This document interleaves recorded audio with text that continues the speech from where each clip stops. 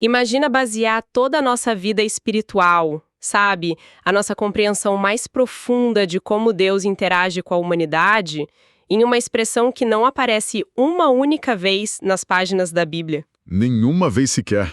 É um dado curioso, né? Exato, nenhuma vez. E ainda assim, a ideia por trás dessa expressão sustenta séculos inteiros de prática cristã. É um paradoxo fascinante. Mas, bom, antes de mergulharmos fundo, que a paz e uma bênção divina acompanhem o dia de todos que nos ouvem. Amém. E eu diria que esse é o cenário perfeito para a nossa análise de hoje. Com certeza.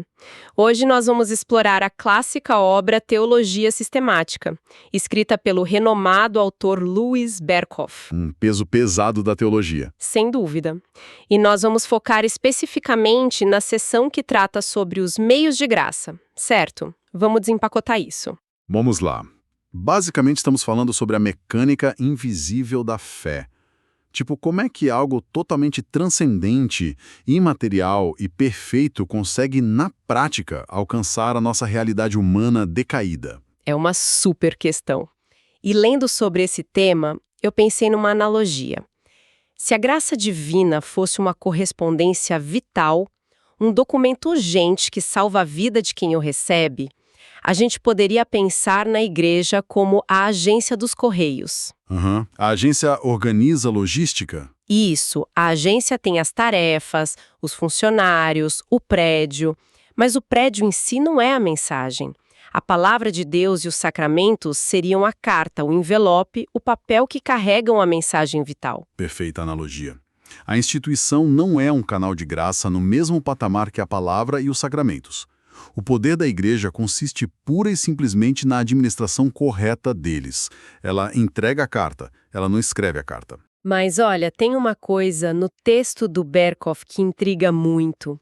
Por que existe um rigor tão cirúrgico na teologia em excluir práticas inquestionáveis como a oração, a fé, da definição estrita de meios de graça? Isso costuma dar um nó na cabeça das pessoas. Sim, parece muito contraintuitivo, né? A gente passa a vida inteira aprendendo que precisamos orar e ter fé para alcançar a Deus. Pois é, mas é aqui que a gente precisa virar a nossa lógica padrão de cabeça para baixo. Nós temos essa tendência humana de pensar que oramos ou exercemos fé para conseguir a atenção de Deus. Como se fosse uma moeda de troca. Exatamente, uma transação. Mas, na definição técnica, a fé, a conversão e a oração são, antes de tudo, frutos dessa graça. Espera, então a oração e a fé seriam a nossa reação imediata à carta que chegou e não o carteiro batendo na porta? Exato. Elas são o que a gente chama de condições subjetivas. A graça divina precisa agir primeiro, capacitando a nossa resposta. Ah, entendi. Pensa no mecanismo da oração. A gente só consegue orar com verdadeira intenção correta porque uma graça invisível já operou lá no interior, criando o desejo de buscar a Deus. Estritamente falando, então, apenas a palavra de Deus e os sacramentos levam esse título oficial de meios de graça. E os sacramentos seriam o batismo e a ceia, certo? Isso mesmo. Porque eles foram instituídos objetivamente para fazer essa entrega. O que é fascinante aqui é que eles por si mesmos são totalmente inertes. Como assim inertes? Bom, o papel da carta não tem poder de salvar ninguém. A tinta na página não é mágica, nem as gotas de água de um batismo. Claro, eles dependem 100% da operação eficaz do Espírito Santo para gerar algum resultado autêntico. Exato. Sem o Espírito ativando a mensagem, a água é só água da torneira. E o pão é só farinha assada. Mas olha, isso levanta uma questão prática gigantesca. Se a gente isola a palavra e os sacramentos como os únicos canais técnicos, o que os torna tão inabaláveis? Como assim? É que no cotidiano a gente ouve histórias impressionantes de transformação por outros meios. Alguém perde tudo numa falência e diz que essa dor ensinou a verdadeira humildade. As famosas pancadas da vida. Isso. Ou alguém sobrevive a uma tempestade no mar e relata que isso despertou uma reverência por Deus. Por que essas experiências profundas não ganham status teológico de meios de graça? Essa é uma distinção vital no texto do Berkhof. Existem 4 características essenciais que separam a palavra e os sacramentos de qualquer outra experiência formidável. Tá, qual é a primeira? A primeira é que eles são instrumentos de graça especial e não apenas de graça comum. Graça comum seria, tipo, o sustento da natureza, o pôr do sol, a cura clínica de uma doença. Sim, essas são bênçãos gerais. Elas mantêm a estrutura da vida no planeta para todo mundo, quer a pessoa acredite no divino ou não. Entendi. E a graça especial? A graça especial tem um alvo completamente diferente. Ela atua no nível mais profundo para remover a culpa do pecado e renovar a imagem de Deus no ser humano. Uma crise financeira pode até ensinar resiliência, mas não tem a capacidade de justificar alguém espiritualmente. Faz todo sentido. A dor ensina os nossos limites, mas não nos entrega a mecânica da redenção. E qual seria a segunda marca? A segunda é que eles são meios em si mesmos. As experiências notáveis só fortalecem o crente se forem interpretadas à luz da palavra. A eficácia não está na experiência nua e crua. Então, a grande falência só constrói a humildade cristã de fato porque a leitura prévia da palavra já tinha estabelecido a base sobre depender de Deus. Perfeito. A crise serviu de laboratório prático. Sem a palavra, a falência poderia ter gerado só ressentimento ou desespero. O Espírito Santo opera pela palavra, não pela dor isolada. Uau! Isso muda a perspectiva. E a terceira característica? A terceira é que a palavra e os sacramentos são instrumentos contínuos e normais, não acidentais. Deus não opera primariamente por meio de sustos aleatórios. Não é um jogo de dados celestial. Não mesmo. Há uma regularidade intencional. O Catecismo de Heidelberg, por exemplo, faz uma pergunta direta. De onde vem a fé? E a resposta é que ela vem do Espírito Santo, através da pregação contínua, sendo confirmada pelos sacramentos. É uma rodovia pavimentada, não um atalho no meio do mato. Exato. E a quarta marca é que esses meios são confiados oficialmente à Igreja visível. Refletindo sobre essa constância toda, eu acho notável como isso tira um peso enorme, uma ansiedade da busca por sinais. Como assim? A gente vive numa cultura obcecada pela caça de sinais extraordinários. Tem um mercado inteiro voltado para experiências emocionais explosivas para provar que o divino está ativo. É verdade. Misticismo extremo. E a teologia do Berkhof nos mostra que o extraordinário habita nas práticas mais ordinárias. Ouvir a leitura de um livro antigo, presenciar um banho de água, dividir um pão. Substitui a tirania da novidade emocional pela paz da fidelidade, né? Com certeza. Mas aqui é que a coisa fica realmente interessante. Se as regras parecem tão claras e lógicas agora, por que a história é um campo de batalha minado sobre esse tema? Porque o manual detalhado não desceu pronto nos primeiros séculos. A igreja primitiva operava com os elementos, focando muito no batismo e na Eucaristia, mas não tinha essa teologia destrinchada. E aí começaram as divergências. Pois é. Se a gente conectar isso ao quadro geral, o Berkhof delineia 4 conceitos históricos divergentes que surgiram desse esforço de tentar explicar como a graça funcionava. Vamos mapear isso. Começando por aquele lado onde a instituição tem todo o peso. O conceito católico romano. Eles consideram a igreja como o canal primordial. E o peso dos sacramentos costuma ofuscar a palavra. O mecanismo que rege isso é o famoso ex opere operato. Que seria, tipo, agir pelo próprio poder da ação executada. Isso. Acredita-se que o sacramento confere uma graça como um poder físico infundido.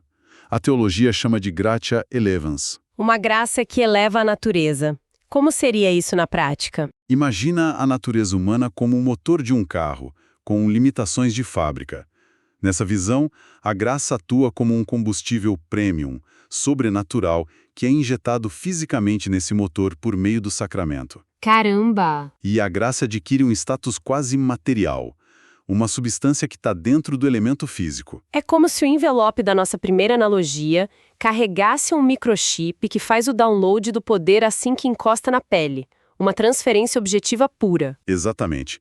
E aí, o pêndulo da história sofre um impacto colossal com a reforma. Martinho Lutero chuta a porta dessa estrutura. Mas ele não mandou o pêndulo para o outro extremo de uma vez, né? Não. Ele transferiu a ênfase para a palavra. Para Lutero, o sacramento seria a palavra visível. Só que ele ainda mantinha resquícios do modelo anterior. Como assim? Ele ainda concebia a graça como uma substância presente nos meios. O poder estava amarrado ao elemento físico por causa da promessa divina.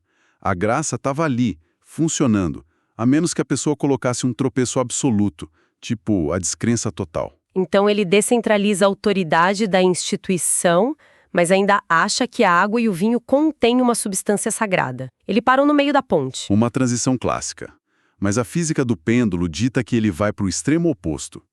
E aí chegamos aos místicos e anabatistas. O extremo oposto total, o contragolpe radical. Uma ruptura. A premissa deles era que Deus é puramente livre e espiritual. Meios físicos não podem transmitir o espiritual. Uma gota de água não toca uma alma. Eles acreditavam na luz interior, né? Isso. Rejeitavam a necessidade da palavra externa ou dos sacramentos como canais vitais. Nossa, e a gente vê muitos ecos dessa mentalidade hoje em dia. Aquela ideia de que espiritualidade é só uma caminhada silenciosa no bosque, desvinculada de ritos. Totalmente. E ainda temos o quarto grupo, os racionalistas, socinianos e alguns arminianos posteriores. A galera do iluminismo. Exato. Eles viam o batismo e a ceia apenas como memoriais. Era uma dinâmica psicológica e de persuasão moral. Dando muito mais ênfase ao que o humano faz e lembra do que no que Deus realiza neles. Reduziram a função a algo puramente humano. Bom, com tantos extremos, de um lado a graça presa magicamente à matéria, do outro a rejeição total da matéria ou um racionalismo frio, a pergunta que fica é: onde a tradição reformada, o calvinismo, se posiciona? Então, o que tudo isso significa para o Berkhof? Eles encontram o caminho do meio. A posição reformada tem pilares precisos. O primeiro, a graça especial opera somente na esfera dos meios de graça. Isso vai contra os místicos. Tá, então não cai do céu num vácuo social. Não. Exige o ambiente da proclamação da palavra. O segundo pilar é que Deus é a causa eficiente. Ele não está escravizado aos meios, mas escolheu ordinariamente agir através deles. Mas e a regeneração inicial? A implantação inicial da vida na alma é imediata. É direta, mas a nutrição dessa vida exigia os meios. É como curar um homem de cegueira profunda com um toque direto. O milagre inicial foi imediato. Mas, a partir daquele instante, para ele crescer e sobreviver, ele precisa usar os olhos para ler um livro real e a boca para morder um pão real. Uma excelente forma de visualizar. E sobre aquela ideia da substância embutida, do combustível premium? O terceiro pilar. Isso.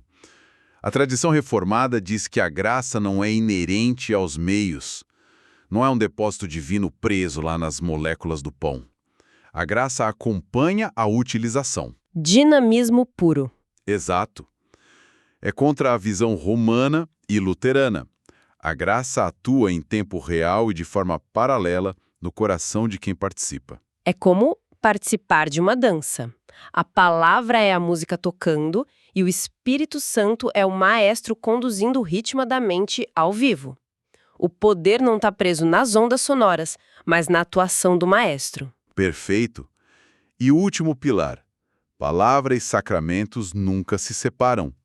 O sacramento é a palavra tornada visível. E isso levanta uma questão prática muito urgente. Qual é o perigo de errar essa rota e negligenciar tudo isso? Negligenciar a palavra e os sacramentos impunemente só pode resultar em prejuízo espiritual grave. São a via de acesso que Deus determinou. E tem mais, todo conhecimento genuíno deriva da palavra, o que barra aquelas alegações místicas de revelações particulares. Isso reconstrói o significado das nossas rotinas simples. O culto de domingo, abrir a Bíblia de manhã, não é acumular pontos, é se colocar na trajetória exata por onde o carteiro vai passar com a carga vital. Exatamente isso. E toda essa investigação deixa uma pulga atrás da orelha sobre os nossos dias hiperconectados. É verdade. Se a graça divina acompanha os meios, mas não funciona de forma mágica independentemente da nossa postura, como o estado da nossa mente na hora do culto altera as coisas. Uma reflexão pesada. Imagina o impacto de um celular piscando na mão durante a leitura da palavra, ou a pressa crônica que a gente tem hoje em dia. Se o carteiro chega no horário exato, mas nós estamos com fone de ouvido no volume máximo, distraídos, Será que a música do maestro vai nos moldar? Requer atenção e reverência, né? Não tem mágica. Exato. O extraordinário insiste em operar, mas demanda a nossa presença genuína no ordinário. Fica essa reflexão para os nossos ouvintes. E para quem mergulhou junto com a gente hoje, temos um aviso importante. Com certeza. Nossa investigação sobre essa obra monumental não para por aqui. Teremos um novo episódio desse mesmo livro em breve. Tem muita coisa profunda para a gente explorar ainda. Foi uma verdadeira jornada realizar essa análise com a companhia de cada um de vocês. Que as percepções de hoje gerem maturidade e foco. Deus abençoe todos os ouvintes.